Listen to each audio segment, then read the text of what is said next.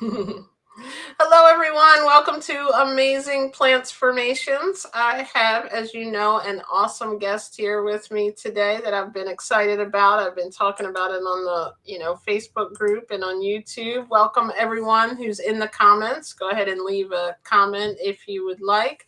But I want to welcome, and I should have asked you. I always do this right before to make sure I'm pronouncing it right, but I forgot. So is it Clinton Kamara? Yes. Oh, I did it. Okay. Yeah, Um, perfect. I knew you as Fruit Kid on YouTube.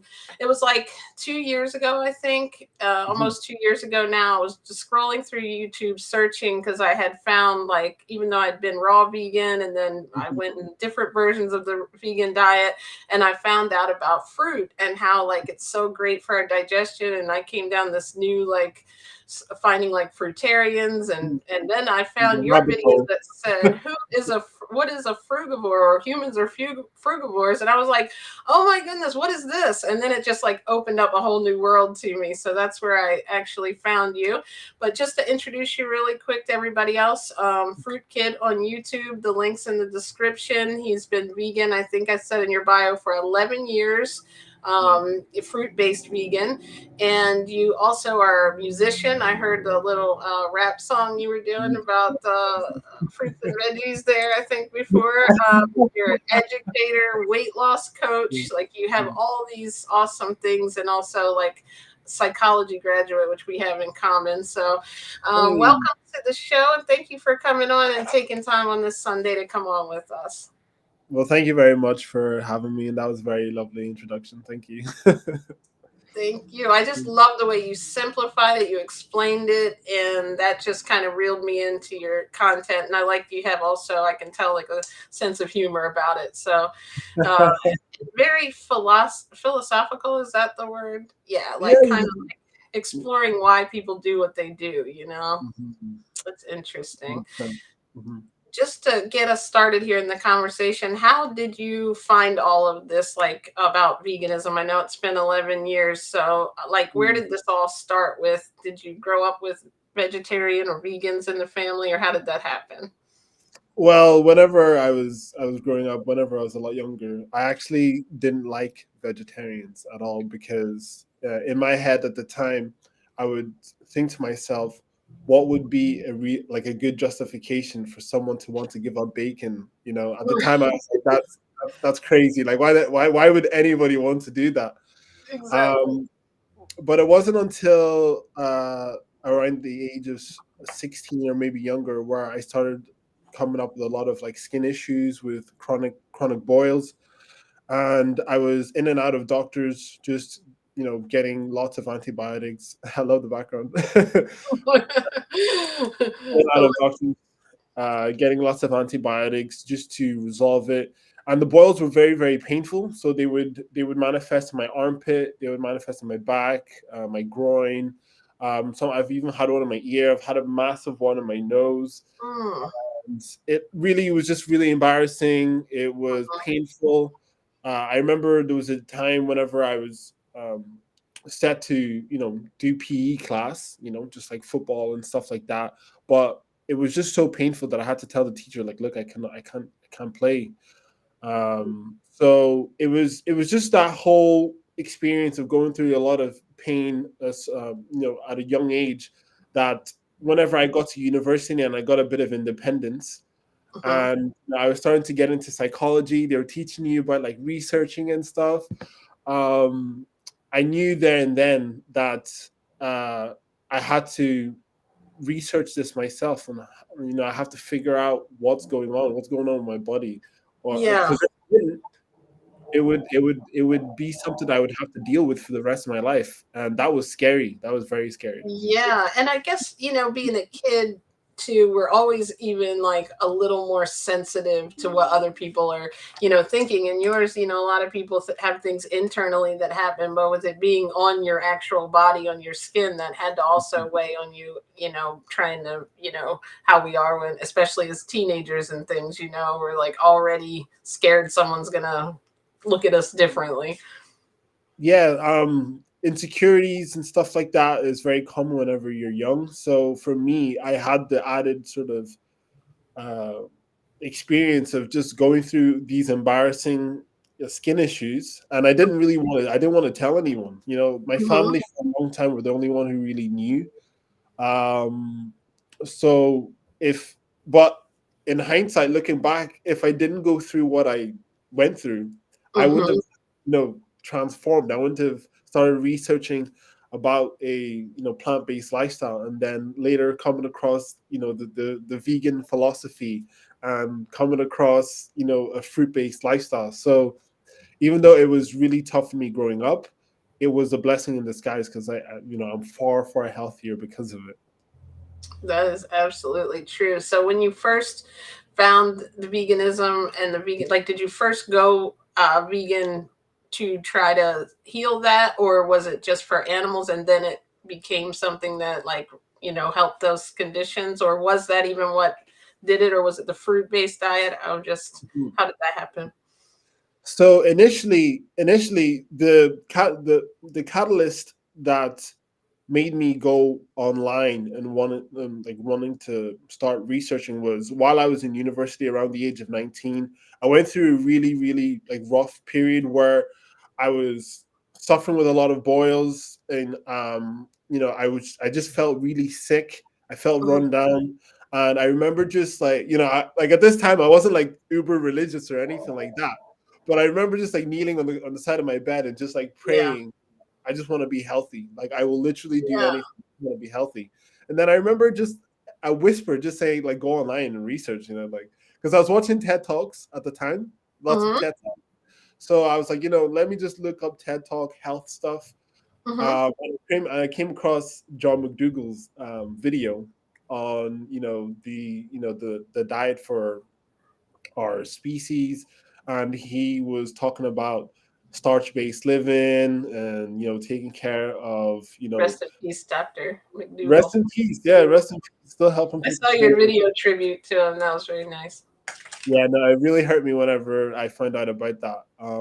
But like he was the one who brought me onto a plant-based lifestyle. His words, his messages, his experience, working with countless people, helping them reverse their chronic issues. So at the time I was thinking to myself, I literally have nothing to lose. Right. I have nothing to lose. I have nothing to lose. So I was like, okay, let me try this. But my concern wasn't really about the animals at the Hmm. time. Very beginning, it wasn't about the animals. It was just how do I just resolve this? And a short space, I think the first week of doing that, I started to actually see reversal in my chronic boils. Wow. Even though I wasn't even doing it perfectly, I was starting to actually see reversal. Where before the only time I ever saw reversal was whenever I took antibiotics, Hmm. and that would only just happen for about a week. And then whenever I stopped taking the antibiotics, I would see it all start to come back again. So to me, this was the most empowering thing. I was like, one Yeah. week, and It oh my felt god, like a miracle, probably, right? Like, wait, this is yeah. not. I know that's how, like, when I first like looked into the same with you as you, it was just I wanted to go on a diet, and like other stuff started happening where, like, I'm like, Mm, wait, okay, back pain went away without me taking a bunch of medication, and it was like almost like a miracle, and I think that's why a lot of us take to coming online and telling people about it, because it's like, and another thing I was going to say is I've heard recently that our skin is like our biggest organ. So, mhm. it was probably starting to work all the good stuff that you were putting in, internally too, without the bad stuff, I guess we should say. Massively, yeah. Eliminating meat and dairy products, all the acids and the mucus formers, just doing that alone just started to really reverse things for me. And Mhm. then later on, listening to John McDougall even further, he was like, get rid of the oil, get rid of the oil. So like he really hammered that message. So whenever I did that, I started to see even better results. Mhm. So he was very pivotal in my early sort of journey on a plant-based lifestyle. But then later on, I came across some fruit-based pioneers, and that really set me on another trajectory. Yeah. But the vegan ethics really came about after I I was doing it for a while, and at the like I would always hear John McDougall talk about how it's good for your health, it's good for the planet, and it's good for the animals.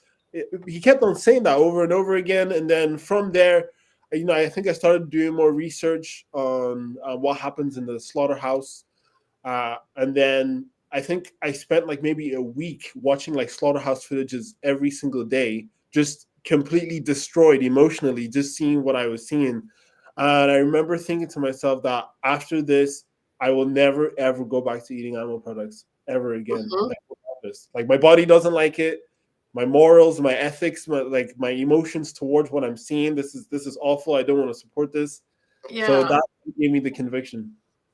That's amazing. I think it like somehow in our mind we're looking for something, and all of a sudden when that all clicks, it's kind of like it's like what? Okay, so this makes sense for my health. Then you find out it makes sense for the animals, and then you makes sense for the environment, and then it just makes sense. Like, why aren't people getting it right? Like that's where, and then that's where it comes in with the whole profound thing. Why we get up each day to figure out, okay, what can I say to kind of introduce people to this a little bit like we all did? Because we never like, none of us woke up and said, okay, I'm vegan for everything all of a sudden. It has to Yeah. happen for a reason. So like that's interesting that you came into it like I did, kind of for diet reasons, and then like you see those health changes, and then you're in the vegan groups and things, and hearing vegan doctors, and you kind of pick up on the animal part. So it's amazing. It kind of like everything aligns at that point. We don't have to be conflicted like,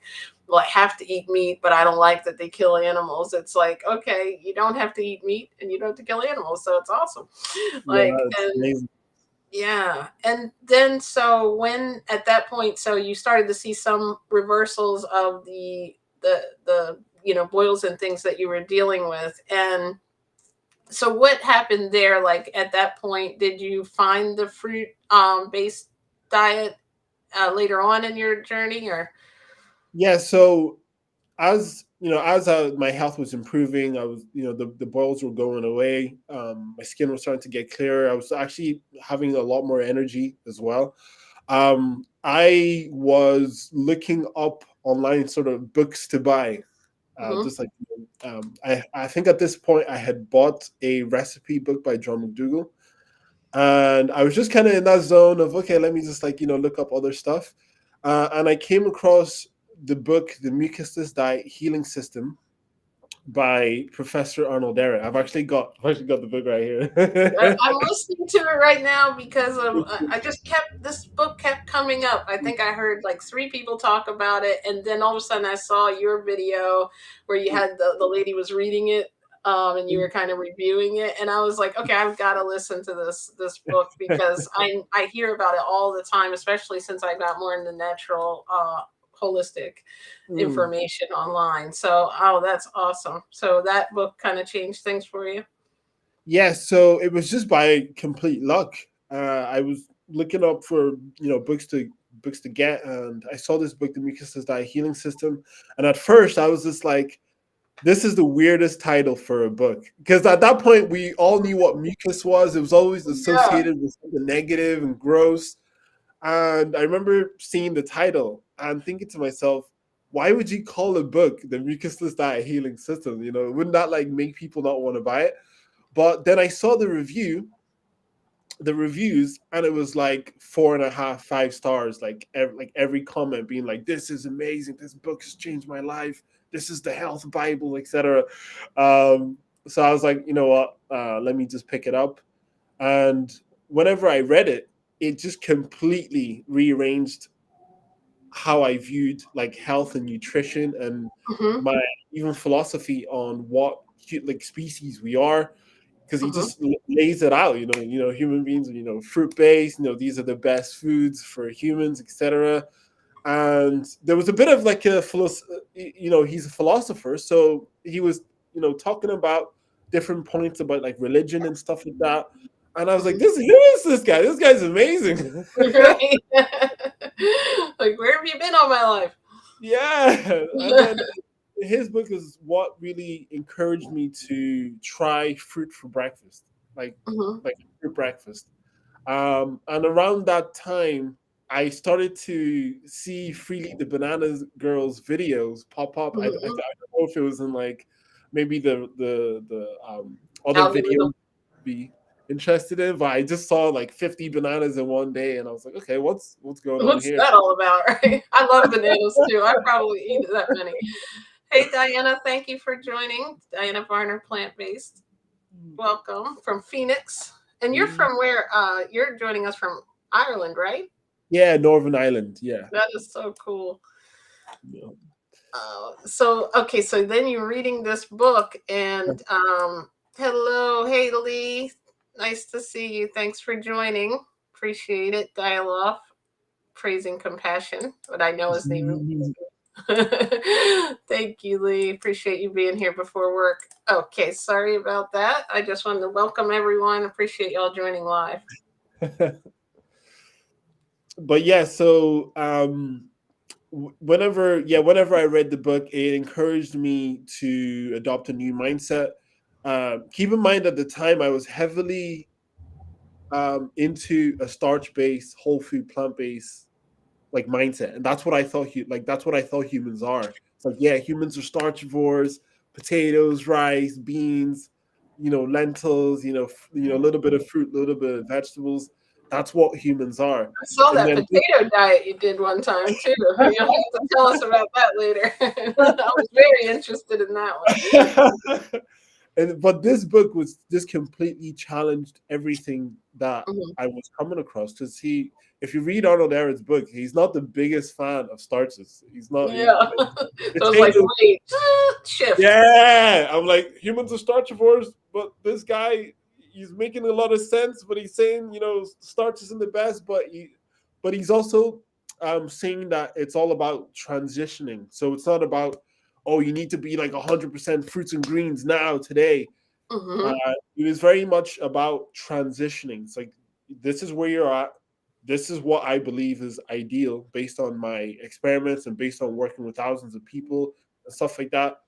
How do we transition you to the point where over the course of months, years, etc., you Mm-hmm. eventually move closer and closer to that direction? So yeah, I just started giving that a go.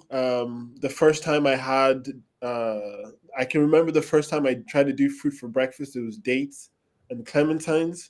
It was like a little meal of dates and clementines, and then I didn't eat anything else for hours. And then I just noticed the difference in digestion. I was like, Mm-hmm. wow. I was like, this feels light, and I feel energetic. Like, where is all this vitality coming from?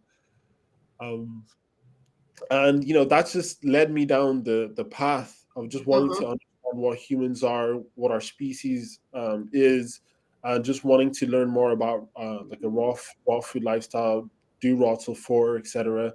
Mm-hmm. And yeah, I've just been on that path ever since.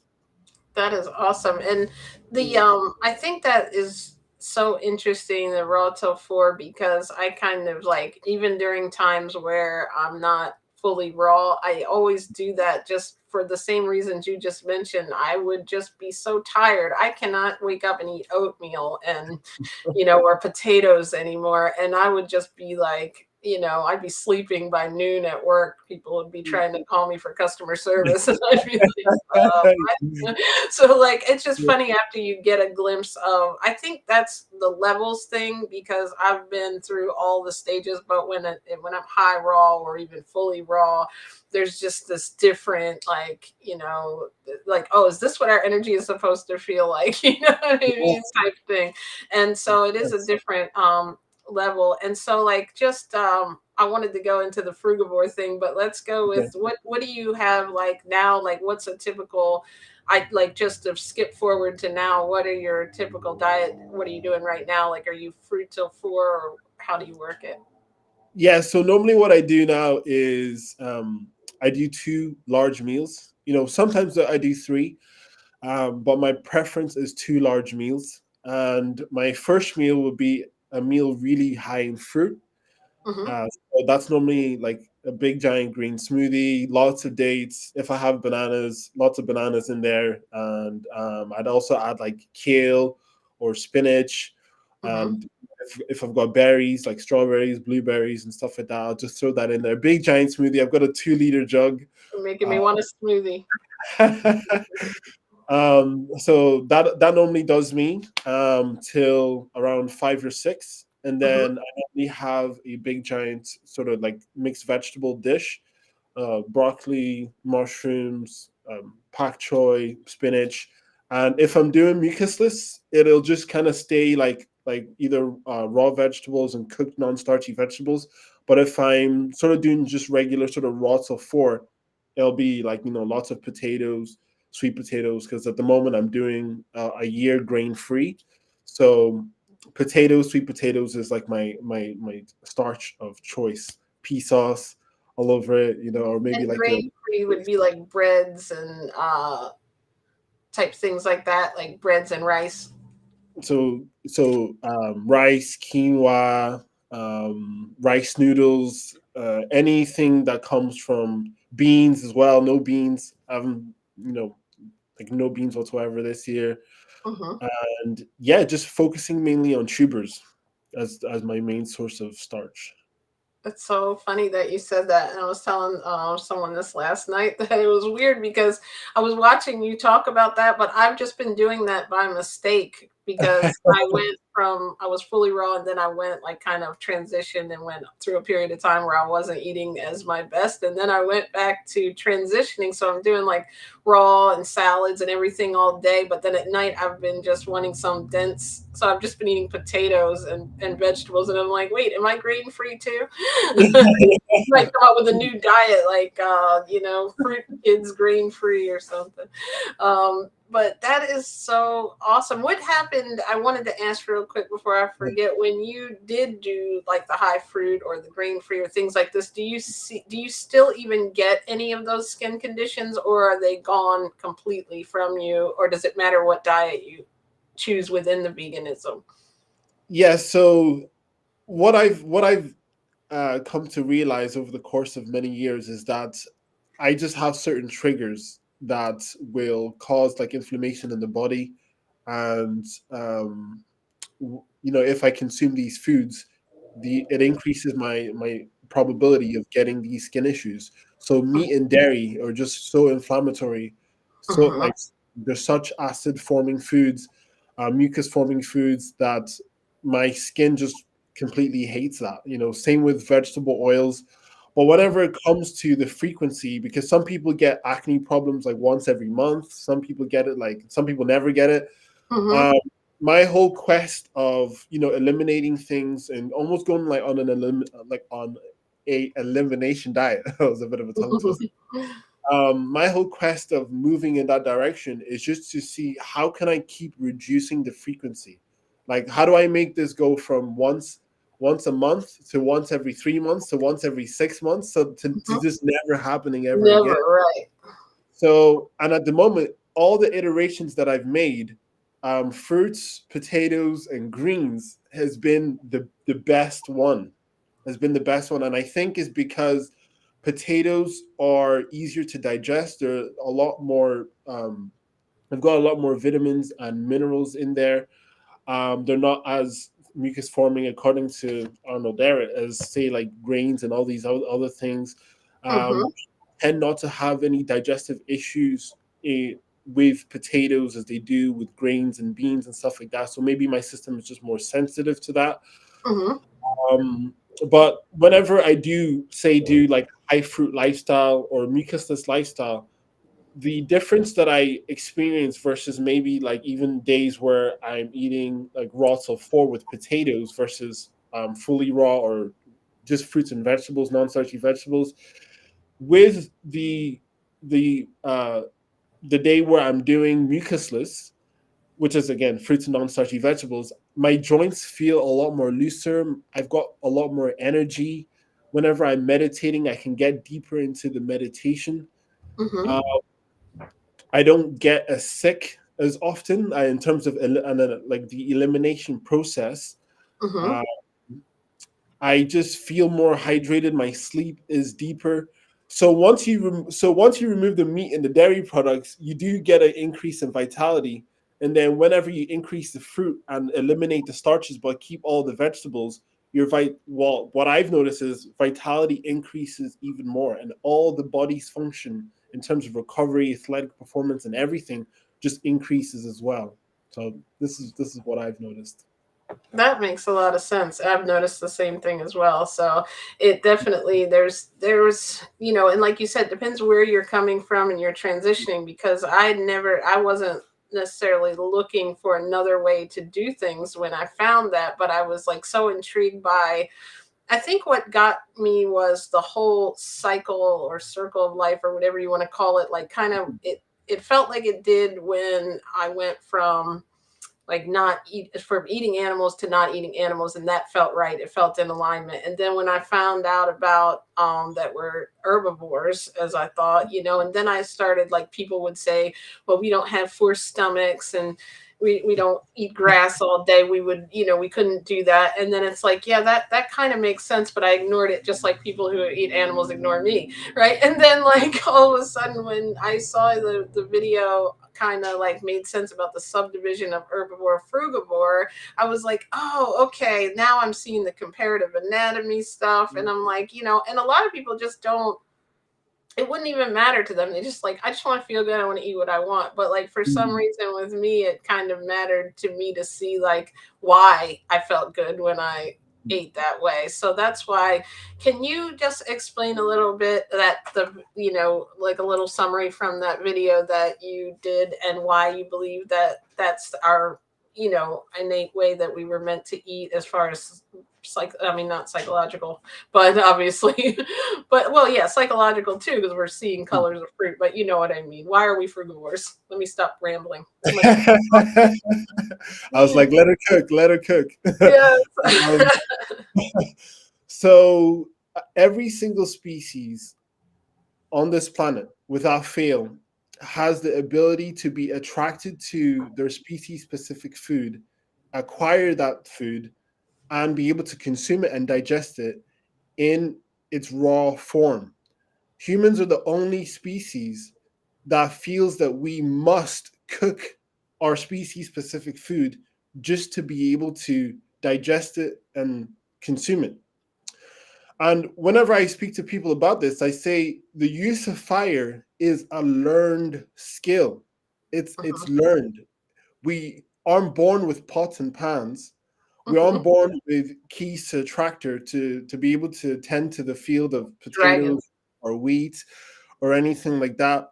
And we don't have this innate understanding that we can actually use this fire component to be able to cook inedible foods or things that we would have no attraction to in their raw form. And in that video, I mentioned that whenever you look at humans, whenever you look at, like, say, raw grains in its raw, its pure form, say you're really hungry and someone just put raw grains in front of you, that's not going to do anything for you. You're going to be like, what is this? I'm hungry. What's going Right. What is all this little pellets? I'm not a bird. on?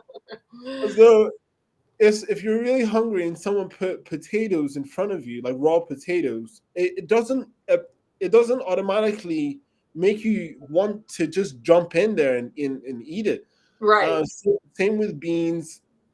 Same with virtually all starches that we have to cook just to be able to digest and consume it safely. And on the animal side, because sometimes people say, "Oh yeah, no, but humans are like omnivores," because if you look at other primates and stuff like that, you see that chimpanzees, they like cannibalize other sort of like primates and stuff like that, or like they eat bugs and stuff. But I always tell people, are you actually attracted to bugs and insects? Right. Is that something that gets you excited whenever you see bugs and insects, Right.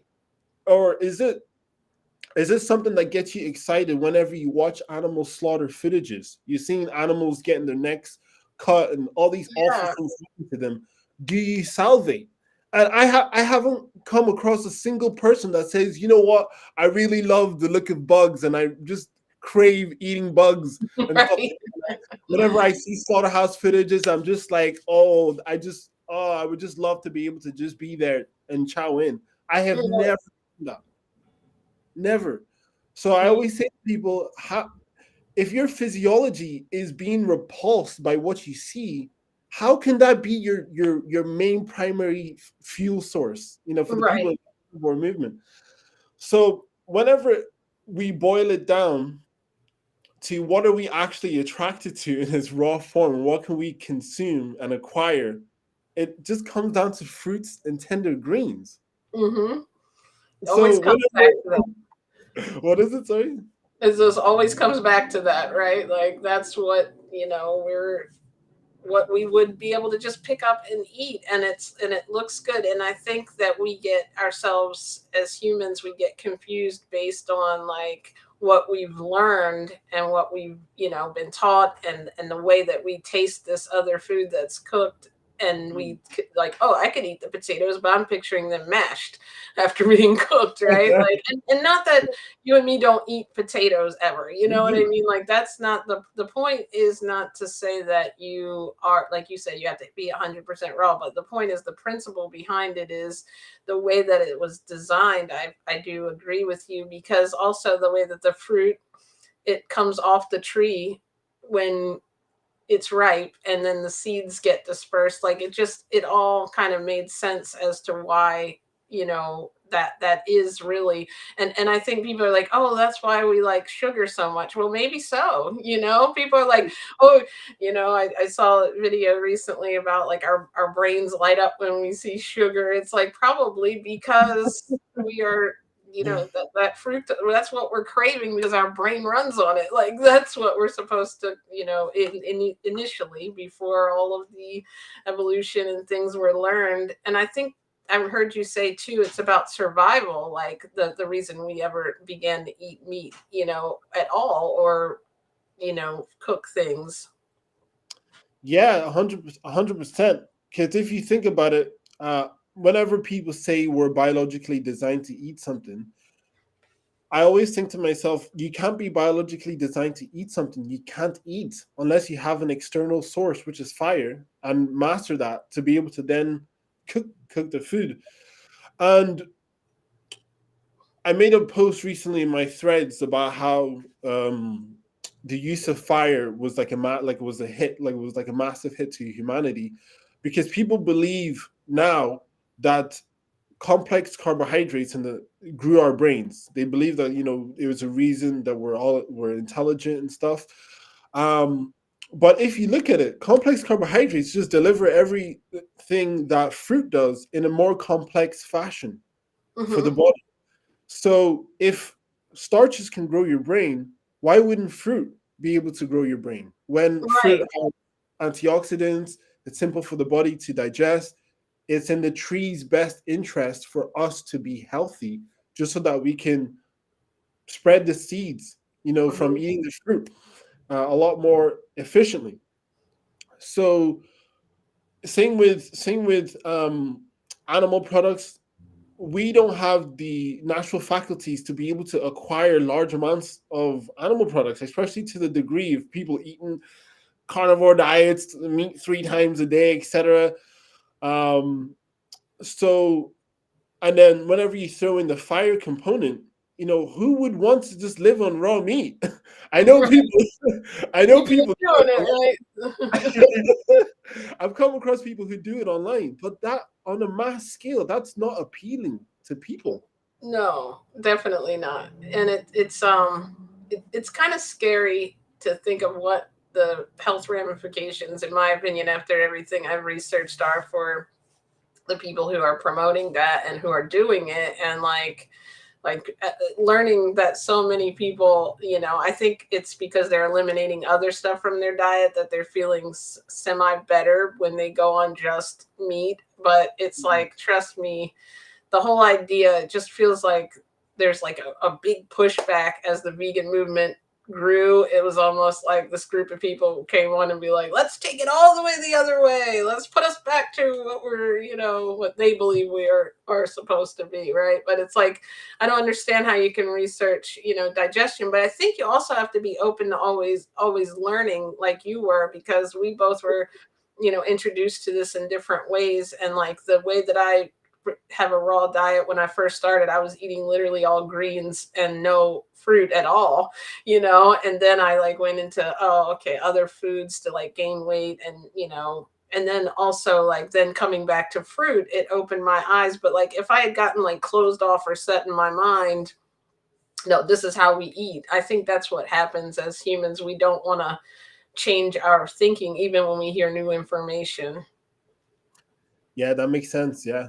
And I feel for a lot of people who are in a situation where they are maybe going through like a health concern, they're struggling, they don't know what to do. Maybe they've, went the conventional route and that hasn't helped them. And, they're just at rock bottom. And then maybe they see some influencer online, eating a certain way. And even though it may not be, the optimal, they give it a go just because they're like, the same situation I was in. It's like, I've got nothing to lose. I'm going to listen to this guy, John McDougall, on the plant-based side. I'm just very understanding that there's a lot of people who were in the same situation I was in, but they've just been influenced by a different person, and then they've just ran with that. You Hmm. know, they've just they've just went down that path. But I always just look as well as, you want to be healthy, but you also, in my sort of understanding, you also want to take care of animals. You want to take care of the planet, and my elimination lifestyle doesn't directly involve another sentient being Hmm. being killed. So Yeah. that's what I like to promote, because the ethics to what happens to the animals will just ripple back to us in terms of the enslavement, the exploitation, the killing. And look what it does to humanity on a mass scale with heart disease and cancers and strokes and all these chronic health issues, which Hmm. have a large part being caused by the consumption of animal products. Very true. And I think the deeper I get into my vegan journey, the more that is what stands out for me. Like what I promote a lot is, there's so many different diets, and I love helping people within veganism, like with, what the healthiest way. Like you said, if you're, sick or suffering, you have to do these five things. And but then like the whole scale of it, really, when it comes down to it, whether people say, well, maybe I don't want to be healthy or whatever, but you can still give up meat. You don't have to, like, you know what I mean? Like, you don't have to, eat lettuce and fruit if you want, but there are many ways to still stop animal suffering. And it becomes like such a big issue after you see so many things and hear what happens to animals, because I think a lot of people don't see it. Like we see it because we're in that algorithm. Mm. Yeah, there's that saying, if slaughterhouses had glass walls, everybody would be, vegan, basically. So, Definitely. yeah. I agree. And I know that I've kept you a while, but do you have a few more minutes? I just had a couple Oh more yeah, things. 100, yeah, Okay, 100%. sorry. I know we got started late. I was Yeah. just checking the time. But I wanted to get into, so I know I saw on your bio that you were also like weight loss coach. Like, do you help people online? So I wanted to make sure people knew how to reach out to you for that and things. Yeah, so that's something I've been kind of helping people in terms of weight loss since I was 19. Just kind of like, if like a friend or something like that was going through, struggling, I would just sort of suggest to them, about like, consuming more whole food, keeping them more low fat. And, maybe like 2 years ago, I started wanting to really do it online. So I've just been helping people, see weight loss, success just via, just Zooms and stuff like that, and online coaching. So Awesome. yeah, I've been doing that. I've been really enjoying that. Every person that I work with, I love learning more and more about, like, what people's sticking points are and how to sort of overcome that. And I can tell also that your approach is probably meeting them where they are in their journey too, you know. So that's awesome because you've explored so many different paths of veganism and have and I saw that you were a researcher, which is awesome, which is why I think you have been able to shift your thoughts because you're actually, you know, as you learn, you're able to help teach others. What made you start the YouTube channel? Was it just to have you always like wanted to be on camera or you just decided to Same, same. What I you know, know. right? Get picked up by was it Unchained TV, I bet. No, it was mainly just to give back. To It was mainly a way to make a positive difference to people's lives, because I kind of treated it as, if someone like John McDougall never, you know, went out of his way just to be public and share his message, I may not be here. I may still Mhm. be struggling.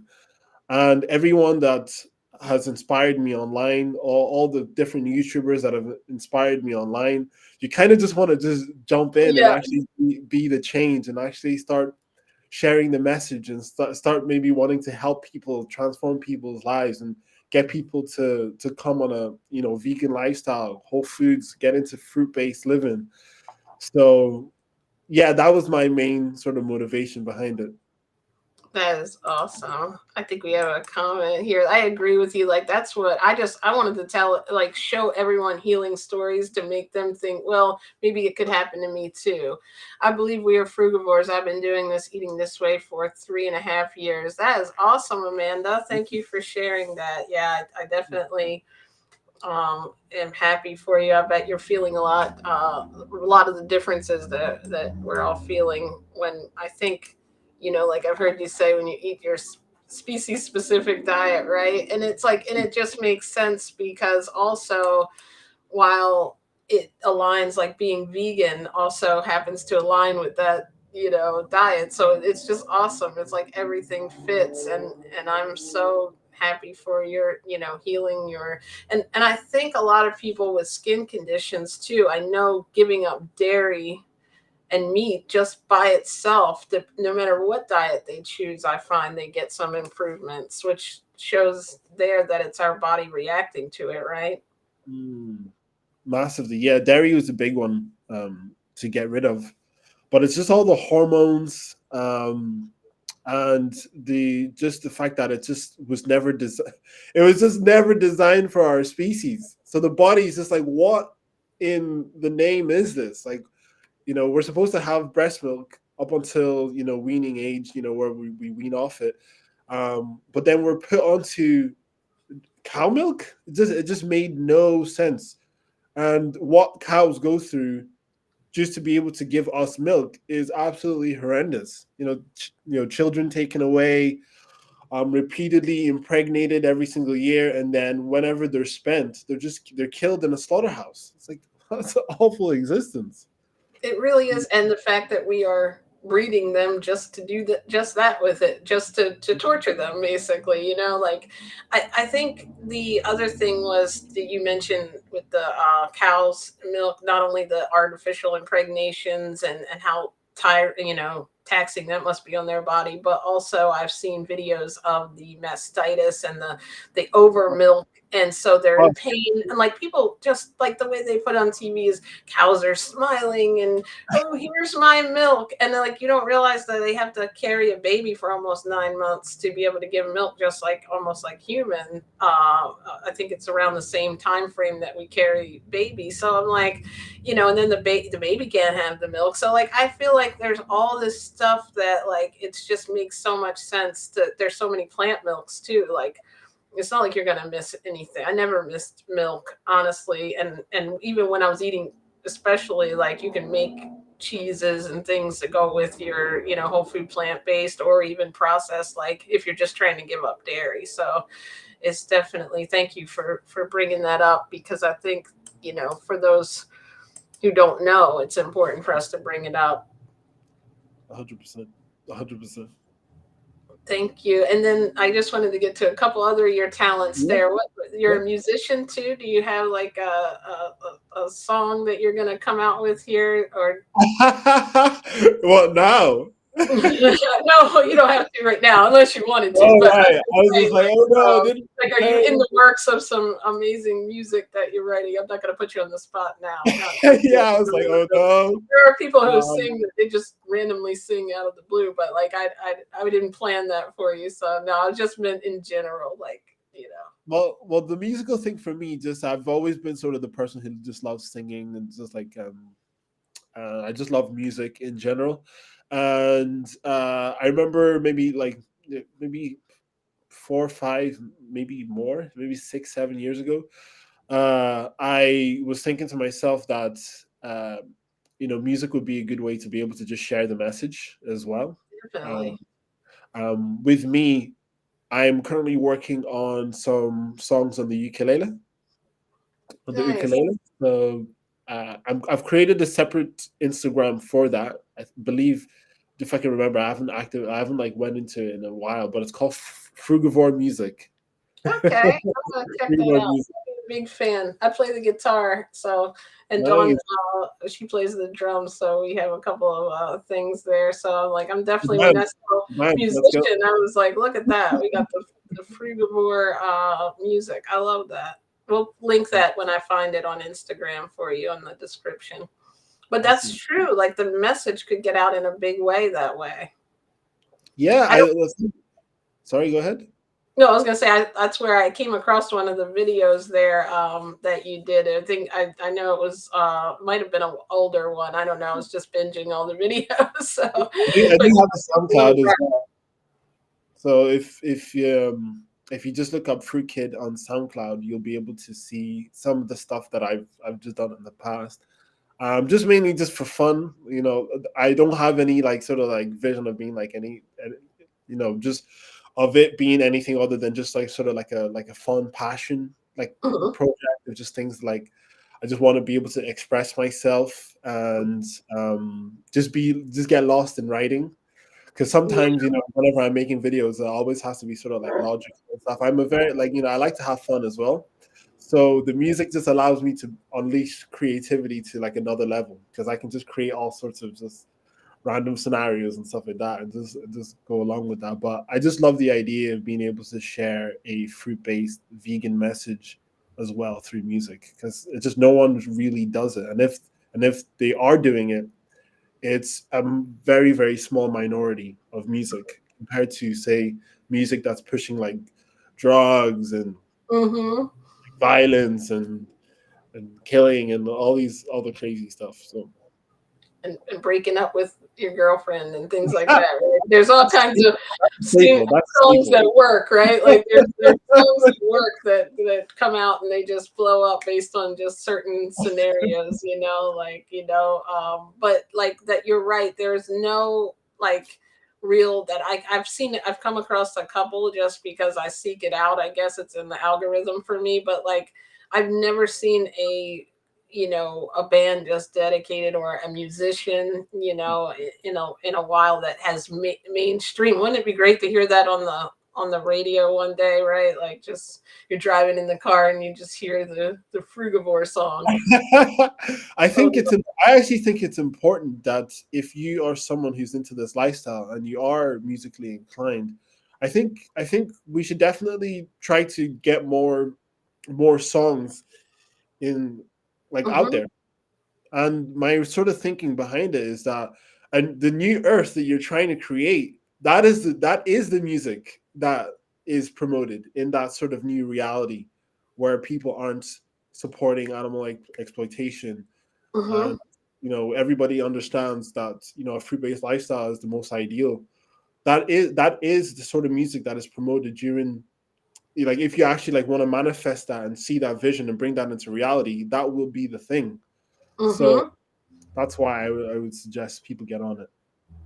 That's a great and that's like a universal language. They say that everybody can understand and come together with is music. So wouldn't that be a beautiful thing to create music, like you said, to manifest the world? And it would be a creative way to bring it into people's, like, at least give them that spark of curiosity, because I feel like that's what we all had to have in a way, and I know that, like, I'll post stuff on Facebook and I'm sure my friends might come across it. Maybe some have seen it and they'll pay attention, or they might just scroll past it. But it's like, if you are vegan, you don't have to do a YouTube channel, but you can always just share other people's, work. But some way, I think we all need to, because find creative ways to put it out there. You're right. 100%. 100%. I'm with you there.